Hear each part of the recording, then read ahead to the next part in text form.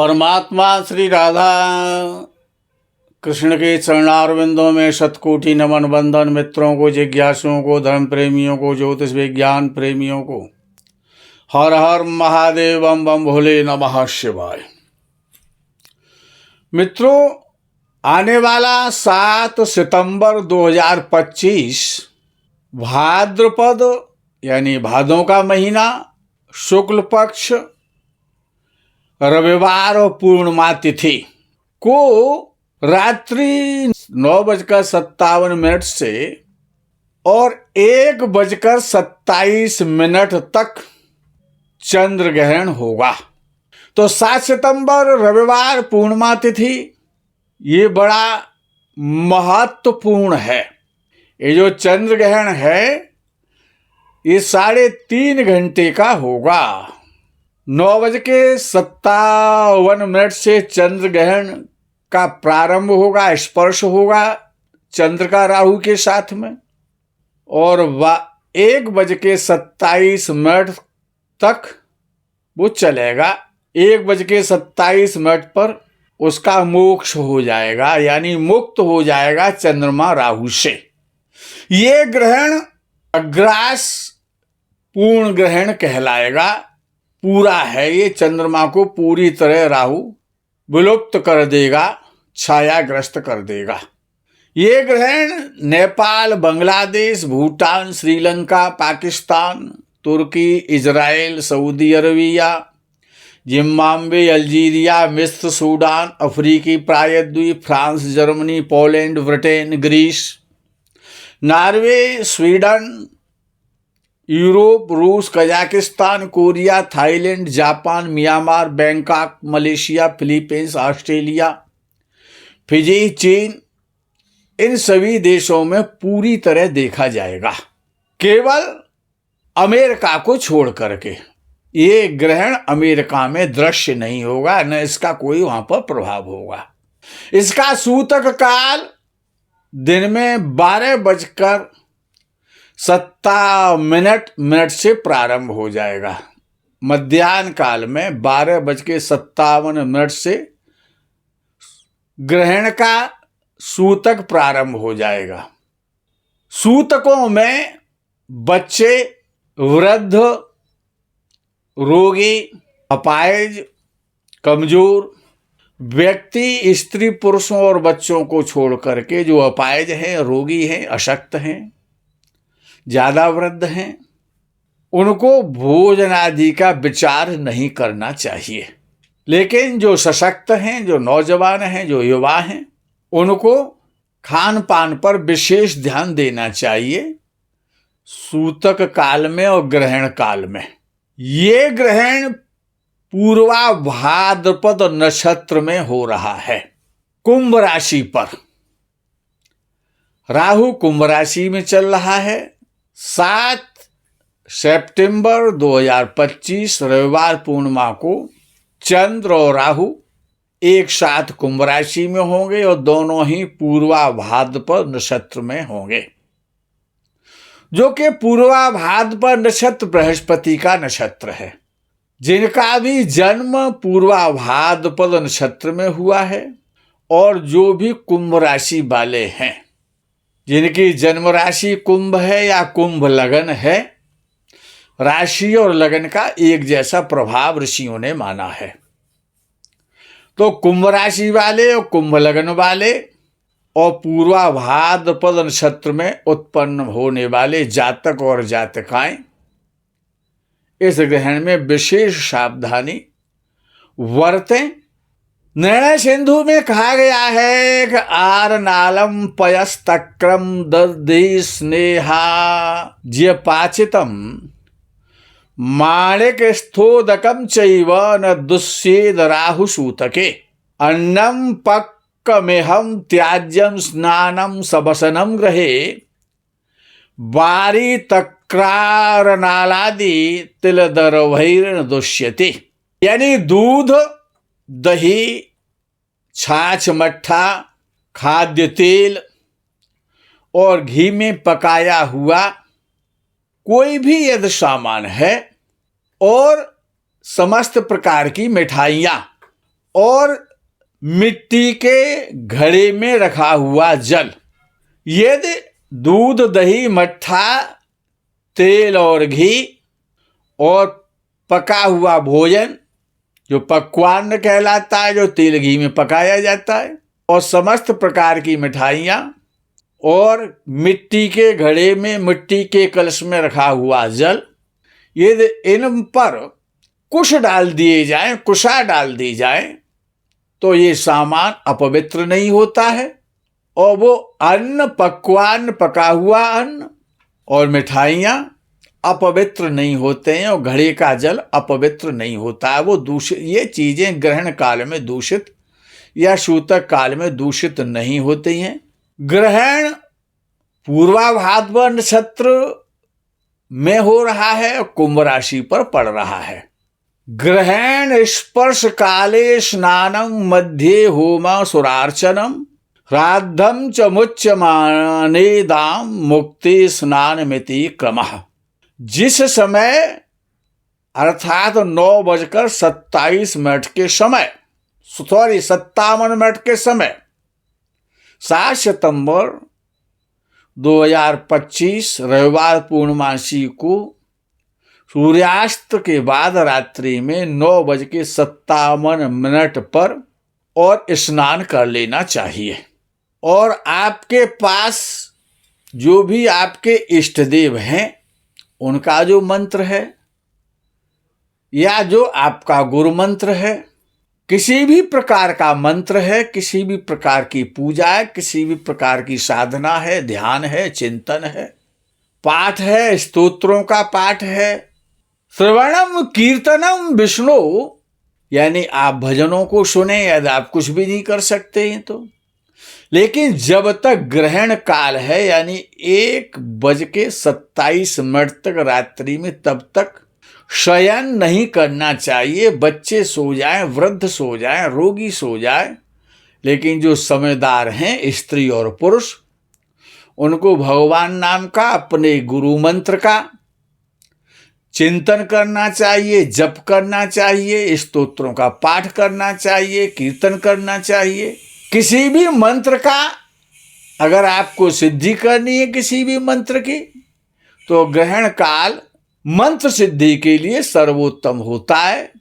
जो भी आप गुरु मंत्र करेंगे, लक्ष्मी मंत्र करेंगे, शिव मंत्र करेंगे, विष्णु मंत्र करेंगे, कृष्ण मंत्र करेंगे, गणेश मंत्र करेंगे, जो भी आप मंत्र साधना करना चाहते हैं, यदि आप विधि के साथ में, ग्रहण काल में 3.5 घंटे का समय भगवत कृपा से आपको प्राप्त हो रहा है। 3.5 घंटे आपको एकाग्र मन लगा करके और अपने मंत्र का जप करना चाहिए, विधिवत साधना करनी चाहिए। कहते हैं कि जब कोई भी ग्रहण काल होता है, ग्रहण काल में किया हुआ कृत्य, जो भी साधन, जप, अनुष्ठान, पूजा इत्यादि जो भी की जाती है, उसका 1000 गुना ज्यादा फल प्राप्त होता है। तो याद, कोई भी मंत्र कर रहे हैं, कोई भी पाठ कर रहे हैं, सुंदरकांड का पाठ कर रहे हैं, हनुमान चालीसा का पाठ कर रहे हैं, संकट मोचन का पाठ कर रहे हैं, लक्ष्मी का पाठ कर रहे हैं, श्री सूक्तम का, लक्ष्मी सूक्तम का, कनकधारा स्तोत्र का, गणेश अथर्व शीर्ष का, पंचाक्षर मंत्र का, जो भी आप साधना कर रहे हैं, या विष्णु सहस्रनाम कर रहे हैं, गोपाल सहस्रनाम कर रहे हैं, जो भी आप जब पूजा अनुष्ठान कर रहे हैं, उसका 1000 गुना ज्यादा फल आपको प्राप्त होगा। यद्यपि वर्षा का समय है, नियम तो यह किसी पावन पवित्र नदी के तट पर जाकर के सुरक्षित स्थान में बैठ करके साधना करनी चाहिए। स्नान करने के बाद में दीप जला करके, दीप जलता रहे, धूप बत्ती सुगंधित वातावरण बना रहे, एकाग्र मन से आसन पर बैठ करके आपको साधना, ध्यान, पूजा करनी चाहिए, जिससे का आपको 1000 गुना फल मिलेगा। आपके समस्त प्रकार के कष्टों से आपको मुक्ति मिलेगी।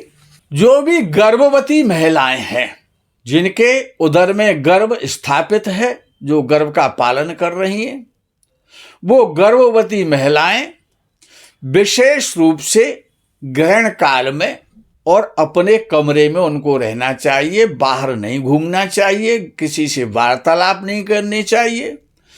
जो भी आप उन महिलाओं को जो भी इष्ट हैं, भगवान कृष्ण हैं, श्री राम हैं, हनुमान जी हैं, जो भी आपके भगवान शिव हैं या आपके गुरु हैं, जो भी आपका इष्ट मंत्र है उसका आप जप करें, उसकी पाठ करें, उसकी पूजा करें। और ग्रहण काल में विशेष रूप से जवानों को और गर्भवती स्त्रियों को तो शयन नहीं करना चाहिए जब तक ग्रहण पड़ रहा है। और जब ग्रहण का 1:27 पर जब रात्रि को मोक्ष हो जाएगा, चंद्र राहु के साथ से अलग हो जाएगा, मुक्त हो जाएगा, उसी को मोक्ष कहते हैं। उसके बाद में जो आपने ग्रहण काल में वस्त्र पहने हुए थे, उन्हीं वस्त्रों को पहने हुए आप स्नान करें। नदी पर ना जाएं क्योंकि वर्षा है, बाढ़ का समय है, काफी परेशानियां हैं। इसीलिए अपने घर में ही, अपने बाथरूम में ही और अपनी बाल्टी में पहले गंगाजल शुद्ध पवित्र होकर के उसमें डालें, उसमें फिर सादा जल भर लें, तीर्थों का, नदियों का आवाहन करें उस जल में, उस जल से आप स्नान करें। उसके बाद अपनी साधना में लग जाएं। 1:27 पर जब ग्रहण का मोक्ष हो जाएगा, पुनः उस समय स्नान करें। वस्त्र पहन करके सवस्त्र स्नान का विधान है। सवस्त्र स्नान करें, उसके बाद अन्न का दान करें, वस्त्रों का दान करें, धन का दान करें। दान अवश्य करना चाहिए। अन्नदान की विशेष महत्ता है, वस्त्र दान की महत्ता है, धन दान की महत्ता है, स्वर्ण दान की है, रजत दान की है। जो भी आप दान कर सकते हैं श्रद्धा के साथ में, ये आवश्यक नहीं होता है कि आप 1 कुंटल दान करेंगे या लाखों रुपए दान करेंगे। दान तो 1 रुपए का भी माना जाता है, जैसी आप, लेकिन दान आपकी शक्ति पर और आपकी श्रद्धा पर निर्भर करना चाहिए। अब 12 राशियां आती हैं। मेष राशि पर ग्रहण का क्या प्रभाव होगा, कुंभ पर क्या होगा, तुला पर क्या होगा, मैं उनका प्रभाव भी आपको सुनाई देता हूं क्रम से। जो भी मेष राशि वाले हैं उनको अपने स्वास्थ्य की चिंता रखनी चाहिए। उनको स्वास्थ्य से सावधान रहना चाहिए। उनका स्वास्थ्य खराब हो सकता है, स्वास्थ्य की चिंता उनको हो सकती है। बाकी धन संबंधी, व्यापार संबंधी अन्य कोई चिंता उनको करने की आवश्यकता नहीं है। केवल अपने स्वास्थ्य का ध्यान रखें। जिनकी भी मेष राशि है, गाड़ी इत्यादि को संभाल करके चलाएं। जो भी वृषभ राशि है उनको पारिवारिक क्लेश होगा। जो भी आप सर्विस कर रहे हैं, जो भी आप नौकरी कर रहे हैं, आप व्यवसाय कर रहे हैं, तो परिवार से और आपको व्यवसाय से और आपको धन से मानसिक क्लेश पैदा होगा, आपको चिंताएं पैदा होंगी। जो भी मिथुन राशि वाले, ये ग्रहण मिथुन राशि वालों के लिए बहुत अच्छा है। मिथुन राशि वाले जो भी हैं, जो व्यापार कर रहे हैं, या वो किसान हैं, या वो व्यापारी हैं, अथवा वो सर्विसमैन हैं, जो भी आप कार्य करते हैं, जो भी मिथुन राशि वाले हैं, उनको हर कार्य में सफलता प्राप्त होगी, धन की प्राप्ति होगी और नए संबंध स्थापित होंगे। कर्क राशि के लिए ये ग्रहण अचानक सडन गेन कराने वाला है। कर्क राशि वालों को इसका बहुत अच्छा लाभ मिलने वाला है। उनको धन की प्राप्ति होगी, उनकी पदोन्नति हो सकती है, उनको अच्छी सर्विस की प्राप्ति हो सकती है। कर्क राशि वालों के लिए ये ग्रहण बहुत अच्छा है। सिंह राशि वालों को जो उनका जो व्यापार है, जो व्यवसाय है, उसमें व्यवधान आएंगे, परेशानियां आएंगी। उनको लेकर के, व्यवसाय को लेकर के, सर्विस को लेकर के, अपने प्रोफेशन को लेकर के सिंह राशि वालों को चिंता होगी, उसमें परेशानियां आएंगी। कन्या राशि वालों को भी अपने स्वास्थ्य का विशेष रूप से ध्यान रखना चाहिए। वाहन को आराम से चलाना चाहिए। शरीर कष्ट का योग बनता है। धन कष्ट का कन्या राशि वालों को कोई योग नहीं है। व्यापार उनका अच्छा रहेगा, धन की आर्थिक स्थिति अच्छी रहेगी, लेकिन शरीर का विशेष रूप से ध्यान रखें, चोट इत्यादि लग सकती है। जो भी तुला राशि वाले हैं वो अपव्यय से बचे। उनका धन फिजूल खर्ची ज़्यादा हो सकती है, या उनका धन गुम हो सकता है, या जो दिया हुआ धन है उसमें परेशानी आ सकती है। तो तुला राशि वालों को व्यर्थ यात्राओं से, व्यर्थ धन से और बिना सोचे समझे खर्चों से बचना चाहिए। सोच समझ के खर्चा करना है। जो भी वृश्चिक राशि वाले उनके लिए ये ग्रहण बहुत अच्छा है, जो 7 सितंबर को होने जा रहा है। उनको यात्रा के जो राजनीति के क्षेत्र में, तो राजनीति में वृश्चिक राशि वालों को अच्छा लाभ मिलेगा, पद प्राप्ति होगी, पदोन्नति होगी, आपको खुशी होगी सरकार से, राज्य से, राज कर्मचारियों से, नेताओं से, पॉलिटिकल लोगों से आपको राहत मिलेगी और आपकी पदोन्नति हो सकती है। राजनीतिक क्षेत्र में आपको अच्छी सफलताएं मिलेंगी। यदि आप सर्विस कर रहे हैं, आप व्यापार कर रहे हैं, उसमें भी आपको अच्छा देखने को मिलेगा, धन की प्राप्ति होगी, सम्मान बढ़ेगा। जो भी धनु राशि वाले उनको यात्राओं के अवसर मिलेंगे, लंबी लंबी यात्राएं करने की, विदेश जाना पड़ेगा, अपने देश में बहुत सारी यात्राएं करनी पड़ेंगी और उनको ये अच्छा अवसर है, उनके लिए अवसर का लाभ लेना चाहिए, अपने व्यापार को आगे बढ़ाना चाहिए, अपने एफर्ट करने चाहिए। जो भी धनु राशि वाले हैं उनको, जो भी मकर राशि वाले हैं उनको पारिवारिक क्लेश हो सकता है, पारिवारिक विवाद हो सकता है, परिवार में लड़ाई झगड़ा हो सकता है, भाइयों से, माता पिता से, पति पत्नी के मध्य में। अपने व्यवहार को अच्छा रखें, क्योंकि ये जो ग्रहण है मकर राशि वालों के लिए पारिवारिक और सर्विस इत्यादि क्षेत्र में विवाद पैदा करा सकता है।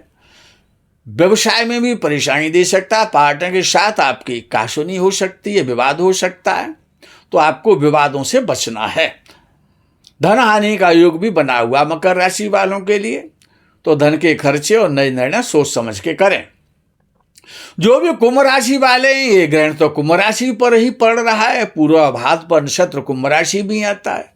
तो जो आपके जो डियर हैं, जो आपके मित्र हैं, जो आपके निकट संबंधी हैं, जो आपका पार्टनर है, जिन पर आप विश्वास करते हैं, जिन पर आपको विशेष ज़्यादा बिलीव है, जिन पर आप ब्लाइंड बिलीव कर लेते हैं, वो मित्र हैं, वो स्त्री हैं अथवा पुरुष हैं, चाहे वो घर वाले हैं, चाहे वो पड़ोसी हैं, चाहे वो आपके नौकरी में साथ रहने वाले हैं, आपको मित्रों से, परिवार वालों से धोखा मिलेगा। वो आपके साथ विश्वासघात करेंगे। गुप्त शत्रुओं से सावधान रहने की आवश्यकता है। आपको विशेष परेशानी का योग है कुंभ राशि वालों को, इसलिए सबसे सोच समझ के व्यवहार रखना है और धोखेबाजी से सावधान रहना है। जो गुप्त शत्रु हैं वो आपको धोखा देना चाहेंगे, पीठ पीछे से आप पर वार करेंगे। जो भी मीन राशि वाले हैं, तो मीन राशि वालों के लिए ग्रहण बहुत अच्छा है। उनको सुख मिलेगा, समृद्धि की प्राप्ति होगी, उनका व्यवसाय बढ़ेगा, सर्विस में उनको अच्छा देखने को मिलेगा, सम्मान बढ़ेगा, परिवार में खुशियां पे आएंगी। तो ये राशियों का जो फल था वो आपने सुन लिया है। लेकिन ग्रहण काल के बाद सवस्त्र स्नान अवश्य करना है। ग्रहण काल जब मोक्ष हो जाएगा रात्रि 1:27 पर, उसके बाद वस्त्रों को, जो आपने वस्त्र पहन रखे थे, उनको वस्त्र के सहित दान करना है। फिर उन वस्त्रों को किसी को दे दें, सुखाने के बाद में उनका किसी को दान कर दें, किसी की सहायता कर दें उन वस्त्रों से। और फटे हुए जले हुए कपड़े ग्रहण काल में ना पहने। ग्रहण के दिन स्नान ग्रहण से पूर्व करना है और ग्रहण के बाद करना। ग्रहण के बाद का स्नान वस्त्र के सहित होता है। चंद्र ग्रहणे तथा रात्रु स्नानम दानम प्रशस्यते। रात्रि में चंद्र ग्रहण यदि हो रहा है तो रात्रि में स्नान करना और दान करना निषिद्ध नहीं है, उसको बहुत अच्छा माना जाता है और उसका बहुत अच्छा परिणाम होता है। अब विषय आता है कि चंद्र ग्रहण जिन जिन देशों में होगा, जिन जिन व्यक्तियों के लिए, जिन जिन राशि वाले के लिए जैसा बताया गया, उसका परिणाम वैसा मिलेगा। जो भी उद्योगपति हैं, जो उच्चाधिकारी हैं, जो भी राजपद पर बैठे हुए हैं, मंत्री इत्यादि हैं, जो श्रीमान लोग हैं, जो ट्रक का व्यवसाय करते हैं, जो भारी लोडेड वाहनों का व्यवसाय करते हैं, जिनका भारी ट्रांसपोर्ट का काम है, या बड़ी बड़ी मशीनों का काम है, या जिनके बड़े बड़े कल कारखाने हैं, या जो फिल्म निर्माता हैं, या जो प्रसारण वाले हैं, मीडिया वाले हैं, उनके लिए ये ग्रहण कष्टकारी है। जो स्वार्थी हैं, जो पशुपालक हैं, जो चोरी का कर्म करने वाले हैं, तस्कर हैं, उनके लिए भी ये ग्रहण अच्छा नहीं है। इस ग्रहण के दुष्प्रभाव से तमाम प्रकार के समाज में और संसार में और देश में रोग पैदा होंगे, तमाम प्रकार के प्रकोप होंगे, प्राकृतिक प्रकोप होंगे। वर्षा है, आंधी है, तूफान है, भूस्खलन है, भूकंप है, इस प्रकार के चक्रवात इत्यादि से जनता को पीड़ा मिलेगी, देश को विदेशों में पीड़ा होगी। अग्नि इत्यादि अस्त्र शस्त्रादि से धन और जन की क्षति का युग बनता है। इसमें जो भी लकड़ी के व्यवसायी हैं, जो भी लकड़ी का काम करते हैं, जो भी फर्नीचर का काम करते हैं, उनके लिए ये ग्रहण अच्छा नहीं है। जो भी कपड़े के व्यवसायी हैं उनके लिए परेशानियां आएंगी। जो भी लकड़ी का काम करते हैं, टॉयज का काम करते हैं, उनके लिए ये ग्रहण, या जो भी चर्मकार हैं, जो भी चमड़े का या लेदर का काम करते हैं, उनके लिए ग्रहण अच्छा फल देने वाला नहीं है। उनकी धन हानि होगी, व्यापार में परेशानियां आएंगी। गर्भवती महिलाओं को विशेष रूप से इस ग्रहण का विशेष ध्यान रखना चाहिए। उनको अपने गुरु मंत्र का या भगवान नाम का स्मरण करना चाहिए। और ग्रहण काल में किसी भी गर्भवती महिला को नहीं सोना चाहिए, उसका बहुत गलत परिणाम होता है। तरल पदार्थों में जैसे डीजल है, पेट्रोल है, जो भी खाद्यान्न है, जो भी जितने प्रकार के खाद्य तेल हैं, सरसों का तेल है, मूंगफली का तेल है, बिनोले का तेल है, सूरजमुखी का तेल है, पाम ऑयल है, नारियल का तेल है, इन सब में तेजी की स्थिति आएगी आगे चल करके। जो भी खाद्य पदार्थ हैं, इत्र है, सेंट है, सुगंधी के पदार्थ हैं, क्रीम पाउडर है, श्रृंगार का सामान है, लाल और पीले कलर की चीज़ें हैं, जैसे लाल मिर्च है, चना है, अरहर है, इन सब में आगे चल करके तेजी आएगी। मेथी है, चना है, हल्दी है, सरसों है, तुअर है, लाल मिर्च है, मसूर है, इनका जो व्यवसाय कर रहे हैं उनको ये ग्रहण बहुत अच्छा लाभप्रद होगा। मित्रों, ग्रहण काल में व्यक्ति को दान करना चाहिए, हवन करना चाहिए, अपने गुरु मंत्र का पाठ करना चाहिए, उसका जप करना चाहिए। और जो भी मंत्र सिद्धि करना चाहते हैं, जो भी मंत्र अनुष्ठान करना चाहते हैं, तो इस ग्रहण में करने से उनको 1000 गुना उसका फल बढ़ जाएगा। इसीलिए डरने की कोई आवश्यकता नहीं है। ग्रहण हमेशा आए और वो हमेशा आते रहेंगे, प्रकृति का ये नियम है। हम और आप सभी प्रकृति में रहते हैं, प्रकृति का सम्मान करना चाहिए, समय का सदुपयोग करना चाहिए। ग्रहण काल में नहीं सोना चाहिए, ग्रहण काल से पहले स्नान करना चाहिए, ग्रहण काल के बाद में सवस्त्र स्नान करना चाहिए, दान पुण्य इत्यादि जप इत्यादि अवश्य करना चाहिए, जिससे ग्रहण का जो कुप्रभाव है, जो दूषित प्रभाव है, जो अशुभ प्रभाव है, वो आपको नहीं मिले। मित्रों, आज के प्रकरण में यही विराम करते हैं। मुझे आशा है कि आप ग्रहण काल में कोई न कोई उपाय, भगवान नाम, कोई न कोई जप अवश्य करेंगे और पूर्ण सात्वता का पालन करेंगे। आज का प्रकरण यही विराम करते हैं। आगे के प्रकरण का आप इंतजार कीजिए। तब तक के लिए हर हर महादेव, बम बम भोले नमः शिवाय। जय गौ माता की।